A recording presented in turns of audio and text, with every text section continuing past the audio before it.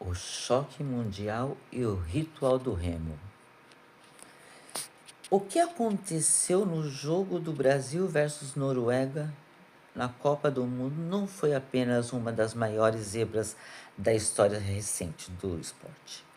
Foi o ápice de uma revolução planejada milimetricamente e no gelo.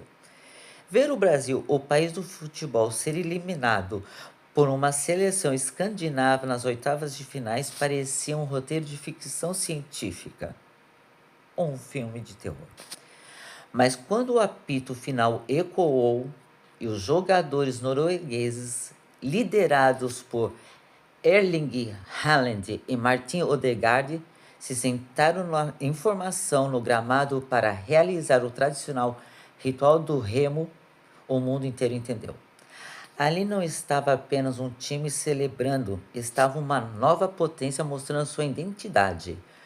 Como um país de apenas 5 milhões e meio de habitantes, conhecido quase exclusivamente pelos esportes de inverno, conseguiram engolir o futebol brasileiro. Hoje vamos destrinchar essa história, o plano secreto e os bastidores de como a Noruega se tornou a maior e o pior terror do futebol moderno. A era Drilo e o tabu histórico contra o Brasil. Para entender o presente, precisamos olhar para o passado. Historicamente, o futebol na Noruega era tratado quase como uma piada na Europa. Era um jogo amador, disputado em campos cheios de lama e neve. Baseado em forças físicas, cruzamentos desesperados e chutões para frente. Tudo mudou nos anos 90, com a chegada de um homem, o treinador Egil Olsen, apelidado de Drilo. Ele era um acadêmico, um cientista do esporte que aplicou a matemática ao futebol. Drilo criou um sistema defensivo de ferro, focando em fechar espaços e lançar contra-ataques cirúrgicos. Foi um choque cultural para o continente. E foi nessa era que nasceu a mística e dura até hoje. Muita gente não sabe, mas a Noruega é uma das raríssimas seleções do planeta que o Brasil nunca venceu na história das Copas Mundiais. Em 1988, na França, o mundo parou quando os noruegueses venceram de virada contra o Brasil. Brasil de Ronaldo Fenômeno, de 2-1. Naquela mesma época, o Rosenborg, principal clube do país, eliminava o Milan em pleno San Siro na Champions League. Champions League. Ai, não sei falar, gente, não sou bom de futebol. A Noruega tinha força, tinha tática, mas faltava algo que eles só iriam descobrir 2 décadas depois, com pura técnica. O declínio e o plano segredo de 2015. Depois daquela geração de ouro dos anos 90, a Noruega despencou. O futebol mundial evoluiu, os jogadores ficaram mais rápidos e habilidosos. E o estilo bruto dos noruegueses se tornou obsoleto. Entre os anos de 2000 e 2015, a seleção simplesmente desapareceu dos grandes palcos. Foi aí que a Federação Norueguesa tomou uma decisão radical. Nesse mesmo ano, em 2015, eles lançaram o plano secreto que mudaria o esporte do país para sempre. Eles criaram o Manifesto dos Direitos das Crianças no Esporte. A regra principal era, até os 12 anos, nenhuma escolinha de futebol pode ter tabelas de classificação, estatísticas de artilharia ou pressão para resultados. O foco foi transferido 100% para o desenvolvimento técnico individual. O passe curto e o prazer de jogar eram as principais táticas. Mas treinar com técnica em um país onde faz 15 graus abaixo de zero e neva metade do ano. A resposta foi uma infraestrutura brutal. O governo investiu na construção de casas de futebol, centenas de arenas fechadas, cobertas e aquecidas.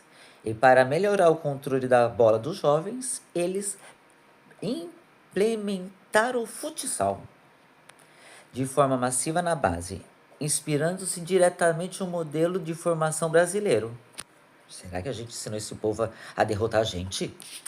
Os garotos de domingo, no último jogo, eliminaram o Brasil, foram criados nesse sistema, sem pressão psicológica de vencer quando criança, mas com uma infraestrutura técnica perfeita que montou robôs altamente habilidosos.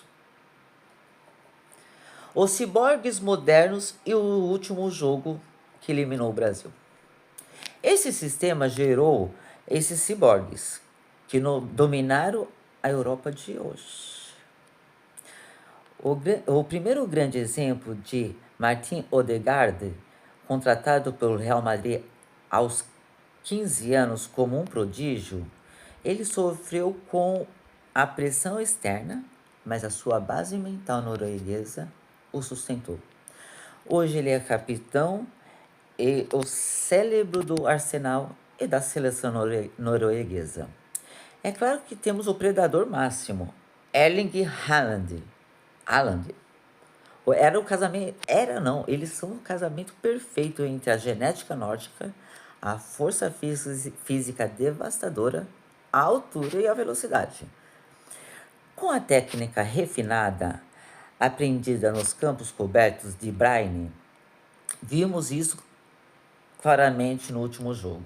A defesa do Brasil com Marquinhos e Gabriel tentou usar a experiência, mas o meio-campo, controlado por Odegaard, sufocou a criação brasileira.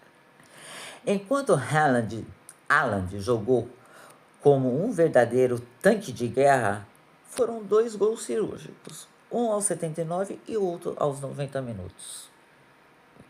E não podemos esquecer os 3 primeiros minutos, né? Aproveitando falhas de posicionamento para colocar a bola no fundo da rede de Alanson. E a nova safra, como Oscar e Antônio Nusa, mostra que essa produção de talentos não vai parar. A Noruega não depende mais de milagres. Eles criaram uma linha de montagem de craques. Agora a gente vai falar do significado do ritual do remo. Foi o que mais chamou a atenção realmente no planeta quando a Noruega venceu o Brasil, né? Além do placar, foi a cena após-jogo, o ritual dos Vikings que chamou e foi a vela que faltava na torta. Quando os jogadores se sentaram em linha no gramado, simulando puxar remos em um longboard, os barcos antigos de guerras dos seus ancestrais, eles estavam enviando uma mensagem sobre a sua filosofia de trabalho.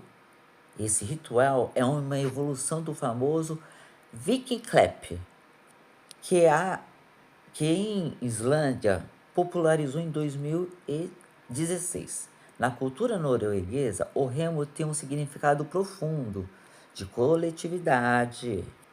Os barcos vikings originais, não importava se você era o líder ou o guerreiro de menor patente.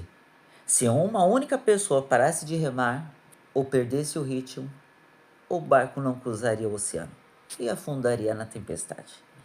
Enquanto a seleção brasileira parecia um amontoado de talentos individuais, onde cada estrela tentava resolver o jogo sozinho para ser herói da noite, a Noruega se comportou como uma tripulação.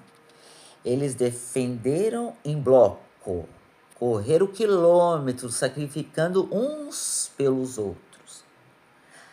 e atacaram em sincronia. Coletividade, né? O Remo Viking é uma assinatura de um time que colocou o coletivo acima de todo o ego. E por isso que eles estão nas quartas de finais. Agora a gente vai falar do futuro dessa nação e a próxima batalha. Essa vitória contra o Brasil prova que o dinheiro e a tradição histórica já não jogam sozinhos. O planejamento de longo prazo da Noruega transformou um país gelado no epicentro do futebol moderno. Agora, o próximo desafio deles é contra a Inglaterra, nas quartas de finais. Será que os operários ingleses vão conseguir parar o tanque Haaland e a sincronia do barco Viking? Vamos ver para contar depois. Se você é fã do jornalismo independente que traz análises táticas, históricas sem passar pano para ninguém, faça a sua parte. Se inscreva aqui no canal, deixe o seu gostei.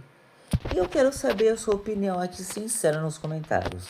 O modelo da Noruega de proibir competição na infância é o caminho certo para o futebol, do futuro futebol? Ou o Brasil perdeu apenas por incompetência própria? Deixe suas respostas aqui embaixo. Obrigado, até a próxima. Um abraço.